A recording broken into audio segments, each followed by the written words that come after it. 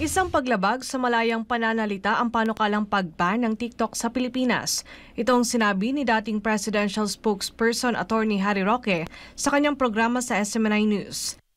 Kaya nga lininaw ko na hindi abogado itong si Yusek Malaya kasi alam nyo, kung abogado ka, alam mo na kapag magbaban ka ng lalong-lalo na sa internet, iyan po ay nagkakaroon ng napakabigat na presumption na siya ay labag sa malayang pananalita. Bakit? Kasi po ang internet, yan po yung tinatawag nating malayang merkado ng ideya. At ang sabi po ng ating saligang batas, yung pinakamataas sa atin, ay lahat po ng prior restraint, yung pagbabawal. Yan po ay napakabigat na presumption na paglabag sa ating saligang batas. Bakit po? Dahil lang nais natin magkaroon ng malayang merkado ng ideya. Dahil habang nandiyan ang malayang merkado ng ideya, ang mga tao po pwede naman mag-isip para sa kanilang sarili para tanggapin kung ano ang sa tingin nila ang katotohanan. Tiniyak naman ni Roque na siya mismo ay dudulog sa Korte Suprema kapag itutuloy ang pagban ng TikTok sa bansa.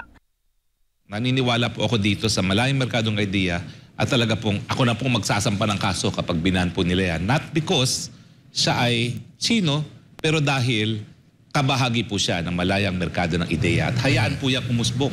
Dahil kung wala naman tayong malayang merkadong idea, parang China na rin tayo na pinipili ng Estado para sa kanyang mamamayan kung anong dapat paniwalaan.